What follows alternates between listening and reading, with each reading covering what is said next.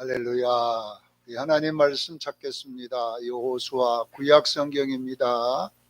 여호수아 24장 19절로 28절까지 말씀을 봅니다.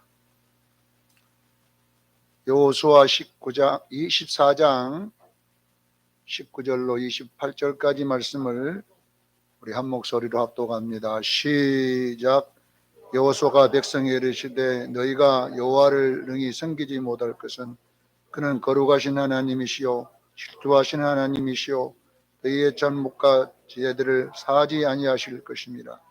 만일 너희가 여호와를 버리고 이방신들을 섬기면 너희에게 복을 내리신 후에도 돌이켜 너희에게 재앙을 내리시고 너희를 멸하시리라 하니 백성이 여호수아에게 말하되 아니니이다. 우리가 여호와를 섬기겠나이다 하는지라. 여호수아가 백성에 이르되 너희가 여호와를 택하고 그를 섬기라 하였으니 스스로 증인이 되었느니라 하니 그들이 이르되 우리가 증인이 되었나이다 하더라. 여호수아가 이르되 그러면 이제 너희 중에 있는 이방신들을 치워버리고 너희 마음을 이스라엘의 하나님 여호와께로 향하라 하니 백성이 여호수아에게 말하되 우리 하나님 여호와를 우리가 섬기겠고 그의 목소리를 우리가 청종하리이다 하는지라. 그날에 여호수아가 세겜에서 백성과 더불어 언약을 맺고 그들을 정하여 율법을 법도를 제정하였더라. 여호수아가 이 모든 말씀을 하나님의 율법책에 기록하고 큰 돌을 가져다가 거기 여호와의 성소 곁에 있는 상수리 나무 아래에 세우고 모든 백성이 이르되 보라 이 돌이 우리에게 증거가 되리니 이는 여호와께서 우리에게 하신 모든 말씀을 이 돌이 들었음이니라. 그런즉 너희가 너희 하나님 부르는 이 돌이 증거가 되리라고 백성을 보내어 각기 기업으로 돌아가게 하였더라. 아멘. 예수님과 약혼한 반지를 보이라 이런 제목으로 은혜를 나누고자 합니다. 예수님과 약혼한 반지를 보이라 이런 제목입니다. 성경에서 구원받는 자들을 부르는 그 칭호가 있어요. 네 가지로 이 칭호들이 불러지는데 첫 번째는 성도라는 칭호가 있습니다. 성도. 그래서 목사도 성도고 여러분도 성도입니다. 그래서 우리 모든 예수 믿는 사람들을 믿는 자를 부를 때 다 성도라 이렇게 부르는 거예요. 그래서 장로님이 돌아가실지라도 원래 장로 누구누구 이렇게 안 쓰고 성도 이렇게 씁니다. 그것은 우리 믿는 모든 자의 하나님의 백성됨을 인정하는 성도라 이렇게 부르는 거예요. 두 번째는 또 우리를 부르는 호칭이 있는데 백성이라는 호칭입니다. 왜 백성이냐? 우리는 하나님은 천당 이렇게 말하면 천당. 천당은 집당자잖아요. 천당이 아니라 천국입니다. 하나님의 나라입니다. 그러니까 여러분 우리가 천국에 가면 조그마한 요한계시록에 나온 예루살렘 성 그런 데가 아니에요. 그것은 지금 같으면 청와대를 이야기하는 것이고 어쩌면 천국이 이 세계보다 더 클 수가 있어요. 그래서 제가 천국에 9번 갔다 온 전도사님을 만난 적이 있는데 9번 다녀왔더라고요. 어릴 때도 갔다 오고 중간에도 갔다 오는데 천국에 갔다 오는 사람들마다 다 보고 온 것이 다르거든요. 왜 다를까 내가 물어봤거든요. 10번 갔다 오신 분에게. 어떤 사람은 제주도 갔다 온 사람도 있고 천국에 갔는데 제주도 갔다 오면 저 신안 섬에 갔다 온 사람도 있고 그러다 보니까 보고 온 것이 다르다 이렇게 이야기를 하더라고요. 천국은요 실제적으로 얼마나 큰지 모르지만요 어마어마하게 클 겁니다. 그래서 여러분 천국 가서 우리 서로 못 볼 수도 있어요. 그래서 천국의 백성됨을 나타낼 때에 하나님의 백성이다 이렇게 말합니다. 세 번째는 아들이라고 부르는 아들. 영접하는 자 곧 그를 믿는 자 하나님의 자녀가 되는 권세를 주셨다. 아들.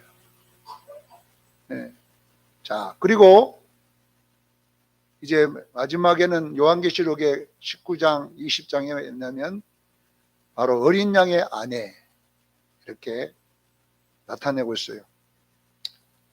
자, 왜 똑같은 예수 믿는 사람들에게 성도, 백성, 아들, 신부라고 이렇게 칭호들이 불러지는데 제가 이 칭호들을 가만히 연구를 해보니까 어떤 기준이 있어서 이렇게 부를까?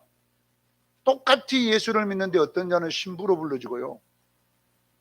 어떤 자는 아들로 불러지기도 하고 백성이라고도 불러지기도 하고 성도라고도 불러집니다. 그래서 내가 이것을 다른 사람들은 고민하지 않을지 몰라도 설교하는 제 입장에서는 고민하는 거예요. 왜 이렇게 이름이 다르게 불러질까? 그걸 보니까 가만히 생각해서 제가요 옛날 사극을 많이 본다 그랬잖아요. 사극. 사극을 보는 이유가 뭐냐면 이 사극과 이 성경이 너무 맞는 거예요. 사극과 성경이. 왜냐하면 신분적인 것에서 보면 사극에 보면요 왕궁의 왕이 있잖아요. 지금은 여러분요 지금도 청와대에 아무나 못 들어가듯이 그 당시에 왕이 있을 때도 여러분요 왕궁에는 아무나 들어가는 데가 아니에요. 왕궁에 백성이 마음대로 왕궁에 못 들어가요. 네. 왕궁에 들어갈 수 있는 신분을 얻어야 돼요. 신분. 그래서 옛날에는 보니까 신분에 따라 옷이 전부 달라요. 여러분 사극을 보면 신분에 따라 옷이 딱딱 배정돼 가지고 일반 평민은 여러분요 보면 하얀 옷, 네. 전부 다 뭐 하얀 옷에다가 막 네. 그렇게 입고 그다음 배설을 하게 되면 뭐 색깔 있는 옷을 이렇게 입혀주잖아요. 색깔 있는 옷. 그다음에 모자도 이렇게 다르 씌워주기도 하고 이렇게 하는 것처럼 다시 말하면 그 신분에 따라서 왕에게 갈 수 있는 신분도 있고요. 왕에게 못 갈 수 있는 신분도 있고 이렇게 되더라고요. 자, 우리가 여러분 하나님 나라는요. 예수님이 만왕의 왕이십니다. 예수님이 왕으로 있는 그 왕에게 가까이 갈 수 있는 신분들이 있다는 거예요. 예수 믿는다고 다 거기 가는 게 아니고 그래서 이 보면 왕에게 가장 가까이 갈 수 있는 신분이 뭐냐 하면 바로 어린 양의 아내입니다. 신부. 신부는 왕의 침실에까지 들어갈 수 있잖아요. 유일하게. 가장 가까이. 그 다음에 왕의 집까지 들어갈 수 있는 신부는요. 아들이에요. 아들. 그 다음에 또 배설을 한 순서대로 이렇게 갈 수 있는 것처럼 우리가 여러분요. 우리가 예수 믿으면 모든 사람들이 성도와 백성이 되는 줄로 믿으시기를 바랍니다. 예수 믿으면 전부 다 천국은 다 갑니다. 천국 가는 사람을 성도라 그러고 하늘나라에서 사니까 백성이라 이렇게 말하지만 왕궁에 들어갈 수 있는 것은 아무나 들어가는 게 아니라 아들과 신부가 되는 신분을 가지고 들어가는 거예요.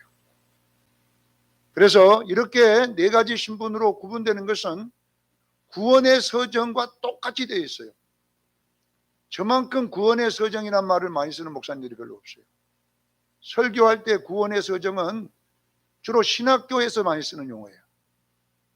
제가 신학교에서 공부를 할 때 교우신학을 공부하면서 조직신학을 공부하면서 이 교리 공부를 하면서 이 구원론을 배우면서 이 구원론이 구원의 서정이 있단 말입니다. 구원의 서정 부단계는 강도자 시험, 목사 시험이잖아요. 강도자 시험에서 무조건 나오게 돼 있어요. 구원의 서정 9가지를 쓰고 논하라 이렇게 나와요. 그럼 그걸 외워야 되거든요. 소중해, 신칭수, 성경령 앞에 따지만 다 외운 거예요. 제가 소가 뭐냐면 소명이란 부르심. 하나님이 우리를 부름으로 구원이 시작됐다. 자, 하나님이 우리를 부르신 자만이 중생 거듭나는 줄로 믿으시기를 바랍니다. 그러니까 하나님이 여러분을 불러줘야 여러분이 중생이 일어나는 거예요. 그래서 소, 중, 회개, 그 다음에 예수 믿게 된다 이 말이에요. 여러분 보세요. 회개란 말은 예수 믿는 걸 말하는 거예요. 여러분 예수님이 이 땅에 왔을 때 회개하라, 천국이 가까웠느냐, 이 회개는 뭐냐면 예수 믿으라 이 말이잖아요. 그래서 우리의 첫 번째 회개는 예수 믿는 것입니다. 그래서 지옥을 왜 가느냐, 회개하지 않아서 가는데, 그 회개가 뭐냐면 죄를 잘못 짓습니다 이 말이 아니라 예수 믿지 않는 것이 죄입니다.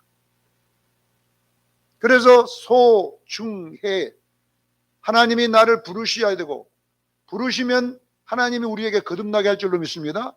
중생이 일어나고, 중생이 일어날 때에 여러분 속에 예수가 믿어지는 거예요. 이게 회개인 거예요.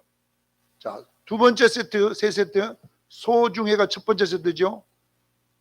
그 다음에 신칭수, 신이란 말은 신앙이란 말이에요. 신앙이란 말은 이제 그때부터 여러분들이 예수 믿게 되면 신앙이 시작됩니다. 믿음이 시작된다 이 말이에요. 그 다음에 칭의, 이거는 하나님이 나를 의로운 자라 인정해 주신다는 것이 뭐냐, 내가 말씀을 알고 보니까 내가 의로운 자구나 깨닫게 될 줄로 믿습니다. 나의 의는 내가 행위로 의로워진 것이 아니라 그분이 의롭게 해주셔요. 이렇게 해주면. 그 다음에 수양이란 말이 뭐냐면은 양자가 되었다. 왜 성경은 아들이 되었다고 하지 않고 양자가 되었다고 하냐면요, 양자와 아들의 개념은 다릅니다. 우리가 예수 믿는 구원을 설명할 때에 양자라고 왜 그렇게 말할 수밖에 없냐면은, 아들은 아예 태어난 거예요. 처음부터 왕의 아들로. 그렇기 때문에 날 때부터 왕교육을, 풍습을 배우고 살지만, 양자는 뭐냐면 밖에서 데려온 자예요. 그러니까 거지로 살았던 자를 왕이 어느 날 자기 아들로 삼아준 것이 양자예요. 그러면 이 양자는 거지 습성이 있습니다. 거지 습성이 있기 때문에 왕자가 되었는데도, 신분은 왕자지만 행위는 거지 행세를 하는 거예요, 자꾸. 이것이 뭐냐 그러면 우리가 구원받은 것을 설명하기 위해서 양자라는 단어를 쓴 거예요. 다시 말하면 우리가 예수 믿게 되면요, 우리는 죄인으로 살았던 그 버릇이 있어요. 그래서 교회 와도 예수님처럼 안 살고 누구처럼 사냐 그러면요, 옛날 습성으로 사는 거예요. 그래서 교회가 시끄러운 거예요. 분명히 하나님 아들이 되었는데 아들처럼 사는 것이 아니라 옛날에 배웠던 그 습성대로. 그래서 왜 거기 양자를 넣냐면은, 양자를 삼아서 이제 왕궁에 들어가서 이제 왕자가 신분은 되었지만 이 왕자의 습성을, 왕의 습성을 익혀가는 것이 신앙생활이라는 거예요. 아시겠지요? 왕의 습성을 닮아가는 훈련을 하는 것이 신앙생활이라는 거예요. 신앙생활, 그래서 이것을 사도 바울은 에베소서 4장 22절 24절에 옛사람은 벗어버리고 뭘 입어라? 새 사람을 입으라. 이 옛사람이 뭐냐? 거짓 습성이에요. 내가 가지고 있는 죄의 습성, 죄의 쓴뿌리, 이것이 있는 상태로 우리가 하나님 아들이 됐기 때문에 이 쓴뿌리는 어떻게 없애야 되느냐? 신앙생활을 통하여, 연단과 훈련을 통하여 없어지는 거예요. 할렐루야. 그리고 옛사람이 자꾸 없어지고 새 사람, 예수의 사람이 일어나서 자라가도록 되어 있어요. 그래서 수양이라는, 아들인데 양자라 이렇게 쓴 거예요, 우리 구원을. 자, 세 번째 세트가 뭐냐면, 그 다음에 뭡니까? 선견영이라고 그래요. 성화가 뭐냐 그러면 이제 광야 생활이거든요. 옛사람을 벗고 새 사람이 있는 것이 성화예요. 왜냐하면 양자가 되었기 때문에 그 옛 습성을 벗고 새 습성을 익혀야 되니까, 이것이 이제 뭐냐, 말씀 공부, 기도 공부, 신앙생활이라고 하는 거예요. 근데 왜 견인을 마지막에 넣어놨습니까? 이렇게 묻는 사람들. 견인? 자, 성화에 들어가게 되면 꼭 내가 지옥 갈 사람처럼 느껴집니다. 왜냐하면 말씀으로 살려면 더 죄를 짓거든요. 그래서 로마서 7장에 사도 바울이 성화의 이야기를 끄집어내는 거예요. 내가 마음으로는 하나님의 법을 순종하려고 하는데 이놈의 육체로는 죄의 법을 순종하고 있도다. 예? 내가 하나님 뜻대로 살려고 하는데 나가 보면은 하나님 뜻보다는 옛사람으로 자꾸 살다 보니까 사도 바울이 오라 나는 공고한 사람이로다. 내가 누가 이 사망에서 나를 건져낼 것이냐. 예? 말씀으로 살아야 되는데 몸은 희한하게 죄만 짓고 있는 거예요. 그러다 보면 여기에도 그런 사람이 있어요. 목사님, 내가 이 꼬라지가 이래가지고 천당에나 갈라가 모르겠습니다. 그러잖아요, 실질적으로. 아니, 집사가 이렇게 하면 되겠냐, 이 말이에요. 네. 그러니까 보세요. 여기에서 알미니안과 칼빈주의가 생긴 거예요. 잘 아셔야 돼요. 칼빈주의는, 자, 얘가 예를 듭니다. 하나님이 나를 붙잡고 있는 거예요. 이걸 보고 견인이라고 그래요. 하나님이 나를 붙잡았기 때문에 떨어져요, 안 떨어져요? 그래서 구원의 안전성을 설명하는 거예요. 하나님이 나를 잡고 있으니까 내가 자빠져도 이놈아 하고 따라 끌려가는 거예요. 그래서 견인은 뭐냐? 성화에는 성화를 보면, 말씀에 비추어 보면, 내 행위를 보면 지옥에 들어가도 12번 들어가야 돼. 실제적으로 20, 40년 권사님 돼갖고도 부엌에 가면 그냥 완전히 어디서 뭐 절에 다니는 사람은 덤해 잘못하다가. 이렇게 우리 모습이 나타나는 거잖아요. 그러니까 그러면 아이고 내가 이래가지고 천당에나 갈라나 모르겠다. 네. 그럴 때에 여러분 우리가 잡을 수 있는 것은 뭐냐면요, 내 행위로 가는 게 아니라 하나님이 끌고 가는 거예요. 하나님 조승권 목사를 끌고 가더라. 끌고 계속 성회를 끌고 가는 거예요. 근데 알미니안주의는 내가 하나님이 나를 견인하는 거는 내가 하나님을 견인해. 내가 하나님을 꽉 잡고 있는 거예요. 내 행위가 하나님을 잡고 있는, 내가 열심히 하다 보면 내가 구원받다가 어느 날 열심히 못하면 내가 또 떨어져 버리는 거예요. 그러니까 여러분 알미니안주의의 단점이 뭐냐면요, 열심히 하는 건 좋아요. 그러나 넘어질 때 일어날 수가 힘이 없어져 버리는 거예요. 사랑하는 성도 여러분,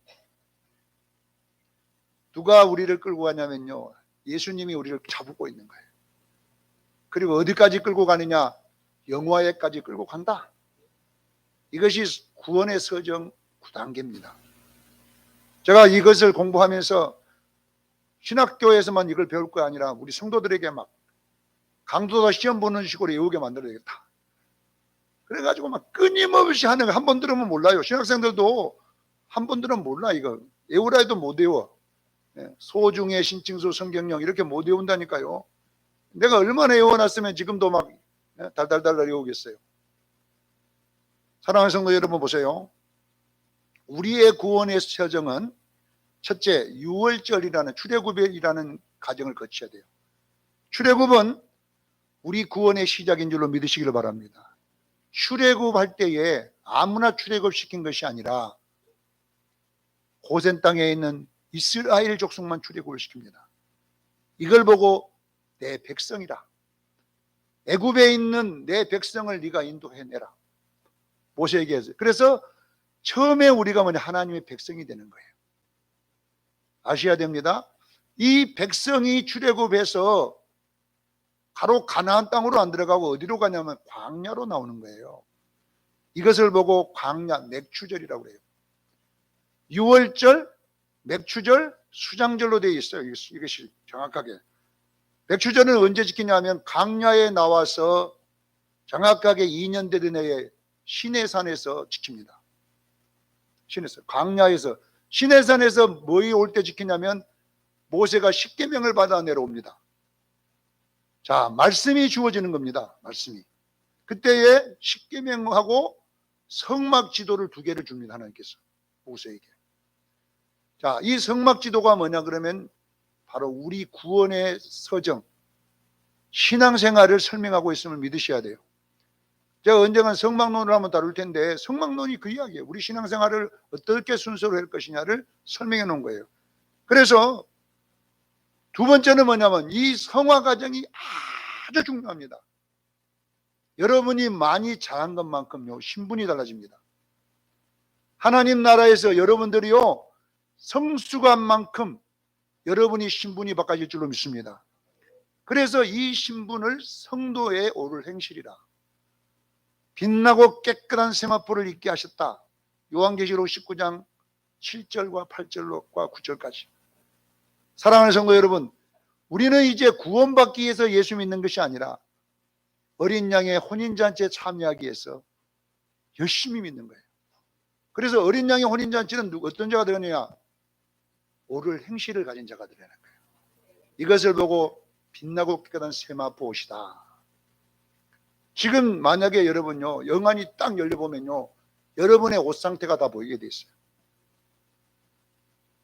이거는 여러분요, 신앙생활에 따라 다 결정돼요. 그래서 여러분요, 신앙생활을 진짜 옳게 하신 분들은 흰옷을 입고 있게 돼 있어요. 흰옷을 입게 돼 있어요. 우리 수정교회는 흰옷 입는 교회 되기를 원합니다. 구원받는, 예수 믿으면 구원받지만 이제 우리가 해야 될 것은 흰옷 입는 생활이잖아요. 그래서 신앙생활을 열심히 해야 돼요. 열심히. 그래서 가나안 땅에 들어간다는 이야기를 이 수장절, 가나안 땅에 저장된다. 이 수장절이란 말은 저장하다는 거예요. 우리가 어린 양의 혼인잔치로 들어갈 줄로 믿습니다. 들어가는 거예요. 여기는 들어가야 돼요. 그래서 여기 이곳은 신부라는 신분을 받게 되는 거예요. 자, 사도 바울도 이 이야기를 어떻게 하냐 하면 빌립보서 3장 12절로 14절에 보면, 형제들아 나는 아직 내가 잡은 줄을 여기지 아니하고 오직 한 일은, 즉 뒤에 있는 것은 잊어버리고, 이 말은 뭐냐면 내가 지금까지 열심히 일을 한 것은 잊어버리는 게 좋아요. 여러분 업적에 매여 있으면 안 될 줄로 믿습니다. 나는 과거에 뭐 했네 이런 거 할 필요가 없어. 우리는 여러분 보세요, 옛날에 있는 것은 오늘까지로 끝내야 돼요. 사도는 앞에 있는 것을 잡으려고 표대를 향하여 하나님이 위에서 준비한 부르심의 상을 위하여 달려가노라 그랬어요. 사도는 달려가는 목적지가 있었잖아요. 부름의 상. 이게 신앙생활인 겁니다. 여러분요, 우리가 여러분 다 같이 예수를 믿어도 여러분요, 지금 다 운동장에서 경주하는 자와 같이 달려가고 있어요. 어디를? 표대를 향하여 달려가는데, 빌립보서 3장 16절에 사도 바울이 이어서 뭐라고 했냐면 오직 우리가 어디까지 이르렀는지 그대로 행하라. 자, 보세요. 여러분들 신앙생활도 여러분요, 시작이 있으면 여러분 중간이 있고 여러분 마무리가 있는 거예요. 지금 여러분 어디까지 행하였습니까? 내 신앙생활의 수준이 어느 정도 어디까지 왔냐 이 말이에요. 이걸 아는 게 굉장히 중요합니다. 지금도 예수 믿고 이제 구원받고 기저귀만 차고 있으면 안 돼요. 여러분은 좀 달려다니기를 저는 축원합니다. 광야를 달려가야 돼요. 예레미야가 하나님께 너무 지쳐서 기도하니까요, 예레미야야 왜 이렇게 하나님 나를 힘들게 합니까? 너무 고통스럽습니까? 그러니까 하나님이 뭐라고 하냐면은, 야, 보행자와 함께 걸어가는 것도 그렇게 힘들면 말과 함께 경주하면 어떻게 되겠느냐. 네가 평안한 가운데 그렇게 신앙생활하면 앞으로 태풍 가운데 어떻게 할 거냐? 이야기를 하는 거예요. 왜 하나님 우리를 신앙생활을 여러분요 강하게 시킨 줄 아세요? 우리에게 환난의 바람이 불어올 때도 우리 신앙이 전진되기를 저는 축원합니다. 평안할 때도 신앙생활 엉망으로 하는데 앞으로 환난이 오면 어떻게 되겠냐는 것입니다. 보행자와 함께 걸어도 힘들면 말과 함께 어떻게 경주를 하겠냐는 거죠. 그러니까 여러분들 아셔야 돼요. 오늘 우리가 어디까지 이르렀는지 그대로 행하라는 말은 무슨 뜻이냐면요, 우리 성도들의 일상에 일어나는 어떤 문제도 말씀임을 믿으시기를 바랍니다. 나에게 죽을 것 같은 일이 일어날지라도 우리는 뛰어가야 되는 것입니다. 이것이 뭐냐 그러면요, 신앙생활입니다. 그래서 하나님이 중간중간 우리에게 시험이라고 하는 바람을 확 불어서 우리 신앙을 점검하는데, 여러분에게 일어나는 어떤 어려움 속에서도 기도와 예배가 줄어들지 말기를 저는 축원합니다. 더 일어나서 열심히 하라는 이야기야. 그래야 우리가 꼬링하는 지점까지 갈 수 있습니다. 자, 여러분, 그래서 히브리서 6장 1절에 보면 그리스도의 도의 초보를 버리고 초등학생의 중학생으로 올라가라 이 말이에요. 신앙생활도 초등학생이 있고 여러분요, 유치원이 있고요, 중학교가 있고 고등학교가 있고 대학교가 있는 거예요. 그런데 언제까지 초등학생처럼만 살겠냐는 거예요. 초등학교를 이제 졸업하고, 보리로라는 말은 졸업하고 더 완전한 데 나갈지니라. 우리 시정교는 대학생만 되기를 저는 축원합니다. 제가 많은 목사님 설교 들어보고 내 설교 들어보면요, 나는 설교가 아니라요, 신학 교수들 지수하고 앉았어요. 우리 성도들이 알아들으려고 몰라도 완전히 신학생들 앉혀놓고 지금 내가 하고 있는 거예요. 왜 그러냐면요, 이제 우리는요, 신앙의 초보를 버리고 그리스도의 초보를 버리고 우리는 완전히 돼 나가기를 저는 축원합니다. 히브리서 5장 12절로 14절에도 하나님의 말씀의 초보에 대하여는 너희가 이제 알지 않기를 원한다. 언제까지 초보 젖만 먹고 있겠느냐. 단단한 음식은 못 먹고 젖이나 먹어야 할 자가 되었도다. 언제까지 너희는 단단한 음식은 안 먹고 젖이나 먹고 있어야 되겠냐. 이는 젖을 먹는 자마다 어린아이니 의의 말씀을 경험하지 못한 자라 했어요. 지금도 젖이나 여러분 족밥 봤습니다 그러면 눈이 번쩍 떴다가 고쳐봅시다 그러면 또 눈 다 감고, 단단한 음식은 장성한 자의 것이니 그들은 지각을 소용함으로써 연단을 받아 선악을 분별하는 자니라. 언제까지 여러분 젖이나 먹고 단단한 것은 못 먹고 있느시나. 지금 예수님이 올 때가 다 되는데 아직도 어떤 조그만 일 앞에 탁 그냥 넘어져 버리고 이렇게 하겠느냐는 것입니다. 우리는 신앙의 초보에서 이제 올라가기를 예수님 축원합니다. 제가 왜 이야기를 하냐면은 오늘 본문의 말씀 때문에 그래요. 오늘 본문은 출애굽기에서 시작해서 레위기, 민수기, 신명기, 여호수아를 다 지나가지고 이제 가나안 땅에 들어간 상태에서 이 여호수아가 죽으면서 마지막 한 이야기가 기록되어 있는 거예요. 그러니까 이것은 뭐냐 그러면 최종적 목적지에서 지금 설교하는 내용입니다. 이 무슨 설교냐면 이것이 하나님과 이스라엘 백성의 약혼식인 거예요. 약혼식. 분명하게 어린 양의 혼인잔치가 있을 줄로 믿습니다. 약혼식이에요. 약혼식. 그러니까 여러분 보세요. 이제 출애굽에서 이제 어린아이 시작했고 강야를 그 중학교 나오고 이제 고등학교 나오고 이제 대학교 나오고 이제 직장 생활 해가지고 이제 결혼해야 되는 단계까지 온 거예요. 그래서 오늘 본문은 신랑 하나님과 이 예수님이잖아요. 예수님과 우리 신부 교회가 이제 약혼식을 해야 되는데 이 약혼식 주례는 누가 여호수아가 하고 있는 거예요. 여호수아가. 약혼식이라면 남녀가 정식 결혼을 앞두고 이제 그 전까지 부부가 될 것을 약속하는 언약을 맺는 것이 뭐냐면 약혼식인 겁니다. 그래서 그때에 약혼식을 하게 되면 이제 서로가 주례자에 의해서 이제 끝까지 우리가 부부가 될 때까지 잘하겠습니다. 그래서 언약서를 쓰고 약혼 반지를 주고받는 거예요. 약혼 반지는 반드시 끼고 있어야 돼요. 끼고 있어야 돼요. 자, 오늘 19절에 한번 보세요, 여러분. 19절과 21절까지 보면 지금 이 약혼식은 여인들끼리만 하는 거예요, 이거는. 남녀가 이제 여인으로서 하는 거잖아요. 자, 여러분, 오늘 여기에 나타난 하나님은 거룩하신 하나님인데 질투하는 하나님이다 그랬습니다. 질투는 부부에게만 있는 거예요. 자, 여러분 보세요. 부부에게인데 제가 이제 우리 집사람하고 부부인데 내가 우리 집사람한테 가서 여보, 당신은 내가 1등으로 사랑하거든. 근데 저 부산에 있는 갑순이가 내가 2등으로 사랑해. 그 있을 수 있어요, 없어요? 부부는 있을 수 없어요. 엄마한테는 가서 엄마 1등으로 사랑하고요, 아빠 2등으로 이건 있을 수 있어요. 부부가 아닌 데는 사랑이 1등, 2등, 3등 나눠졌지만요, 이 여인끼리는 2등이 있을 수가 없는 거예요. 그래서 질투하는 하나님인 거예요.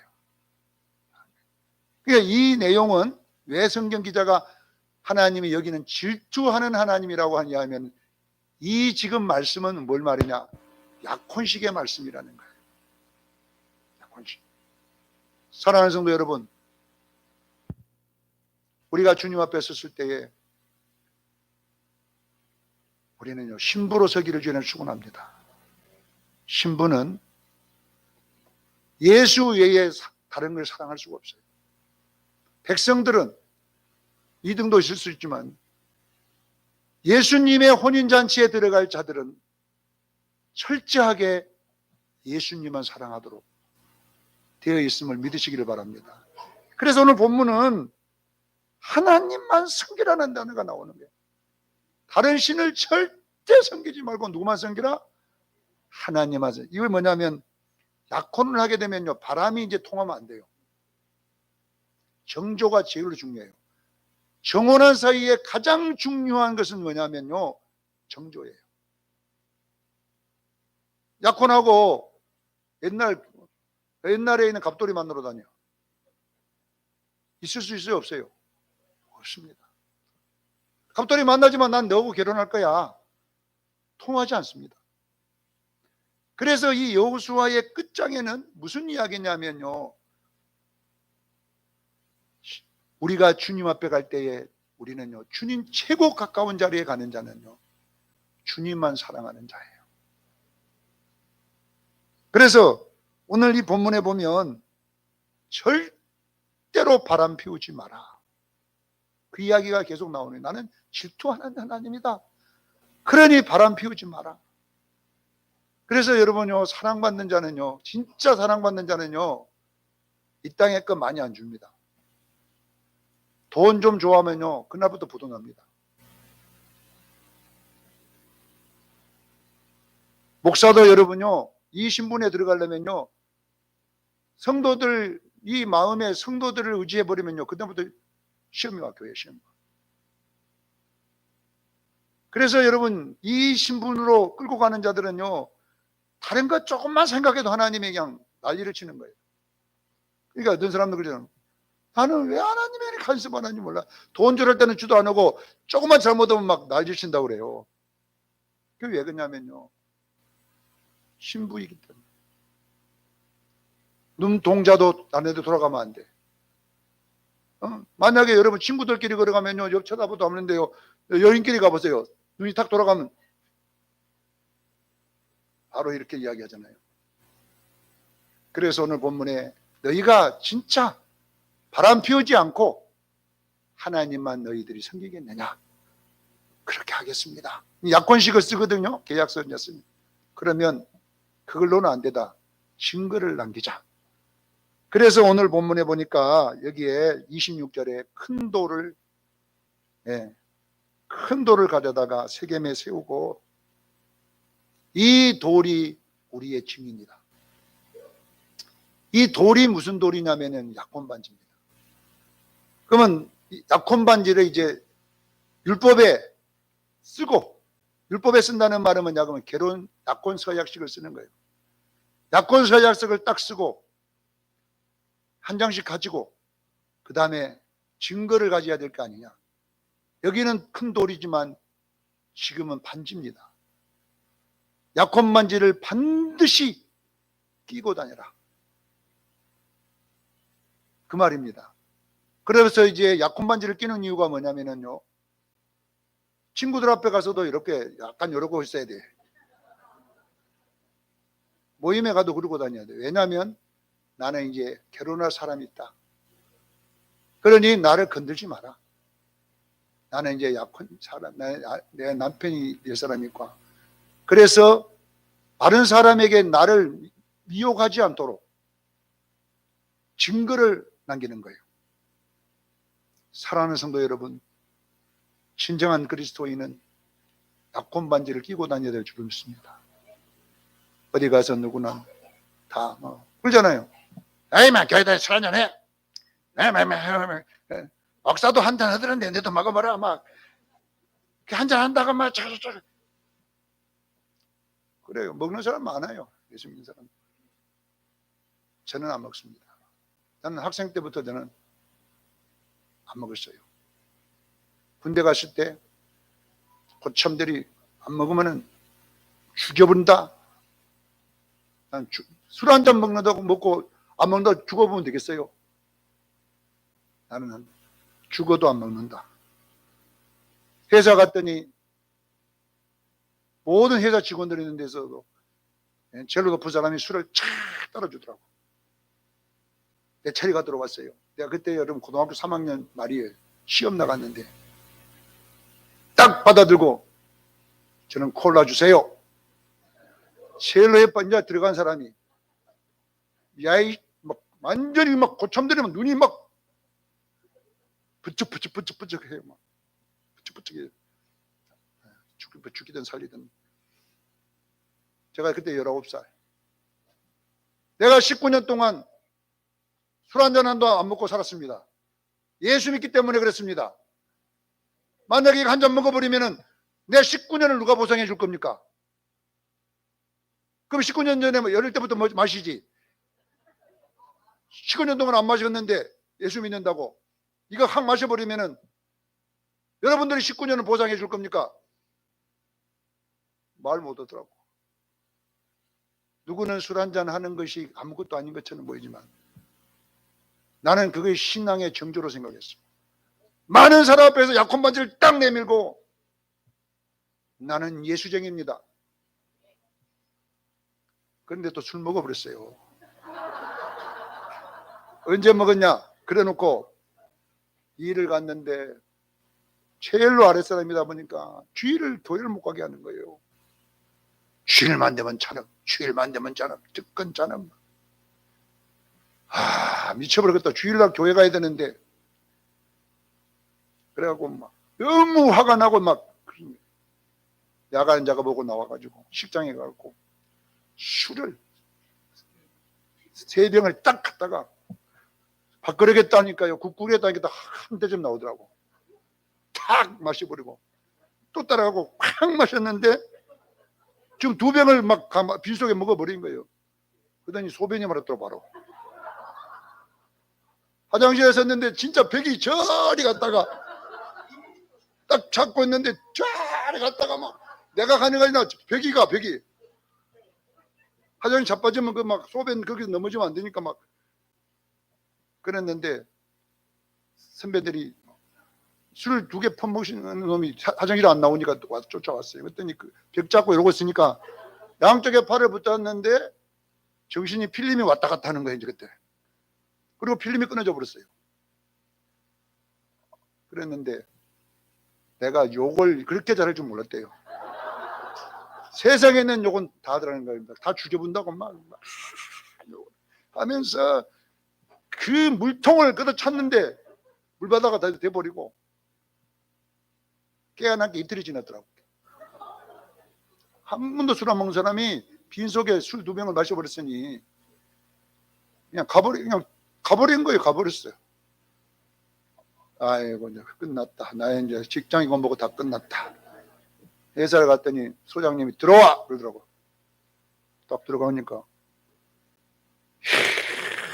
나는 교회 안 보내준다고 술 먹고 깽치는 놈은 처음 봤다. 교회 안 보내준다고. 지금까지 내가 오래 직원들 데리고 있었지만은 교회 안 보내버린다고 술 먹고 막 식당 가서 깽 보는 놈은 처음 봤다. 교회 가거라. 그래서 술을 먹어본 거예요. 술을 맛으로 먹은 게 아니라 막 열이 받아가고 마신 거예요. 근데 그 술이 평생을 교회 다니도록. 누가 못 건드는 거예요. 왜 저놈은 교회 못 갔다는 안 보내줬다가는 술 먹고 날씨가 봐서 무서워갖고 이제는. 여러분 보세요. 그 뒤로는 또 술 안 먹었어요. 그 뒤로는. 그때 먹어보고 처음으로 한번 해보고 했는데 똑같은 예수를 믿어도 똑같은 예수를 믿어도 어떤 사람은 죄를 자연스럽게 짓고 살아. 놀러 가고 싶으면 놀러 가고 하고 싶은 대로 하고 살아. 그리고 다 천국 간다고 하면서 살아. 이런 거는 백성의 신분으로서. 그러나 오늘 본문에는 나 외에 다른 것 하지 마라. 나는 질투하는 한. 똑같은 신앙이 아닙니다. 우리는 여러분 결혼 반지를 끼고 살아야 됩니다. 약혼 반지. 누가 뭐라 그러면 나는 예수 믿는 사람입니다. 누가 낚시 주일날 어디 가자 그러면 내가 죽은 조상님이 와갖고도 놀러 가자 그러면 조상님 나는 못 갑니다. 왜 그러느냐? 나는 예수 믿는 사람입니다. 이게 약혼 반지인 거예요. 우리 수영 성도들이요, 오늘 여기 마지막 이스라엘 백성들을 모여놓고 나는 질투하는 하나님이다. 아니 술 한잔 먹는다고 뭐 천국 못 간다고 생각합니까? 그러나 우리는 이 작은 것 하나도 우리가 예수 믿기 때문에 이 세상에 양보할 수 없는 것은 예수 믿는 것인 줄로 믿으시길 바랍니다. 나는 교회 가야 됩니다. 아니 한번 빠진다고 뭐 저거 나는 빠질 수 없습니다. 아니 저기 우정교인들은 빠지더라고. 우리 수정교는 안 됩니다. 누구 목사는 어떻게 생기냐? 우리 목사님 잘생겼지만은 못 빠지게 합니다. 왜 그래요? 질투하는 하나님 때문에. 사랑하는 수영교회 성도 여러분, 이왕 예수 믿은 것 큰 돌을 세워놓고 이 돌이 증거가 되기를 원합니다. 나는 예수 믿는 사람입니다. 그래서 술 한 잔도 할 수 없어요. 다른 교회는 먹어도 다른 교회는 먹을 수 있죠. 그러나 나는 안 돼요. 작은 신앙 고백 하나도 우리는 싸워야 됩니다. 그래서 이 좁은 길이 어려운 것입니다. 사랑하는 우리 수영교인들이여, 신앙생활 똑바로 하십시다. 교회만 다니면 다 천국 간다 이런 신앙생활보다는 우리는 말씀대로 살아야 됩니다. 왜냐? 그분은 나의 신부이기 때문에, 신랑이기 때문에 서툰 짓 하시지 않습니다. 다른 남자 안 만납니다. 나는 이제 약혼한 남자가 있다. 나한테 전화도 하지 마라. 전화 좀 하면 안 돼. 지금부터는 내 남편 외에는 전화를 할 수 없어. 이것이 뭐냐 그러면요, 남편을 이해할 수 있는 약혼자의 정조예요. 우리 수영교인들은 정조 있는 신앙생활을 하기를 예수 이름으로 축원합니다. 기도하겠습니다. 거룩하신 하나님,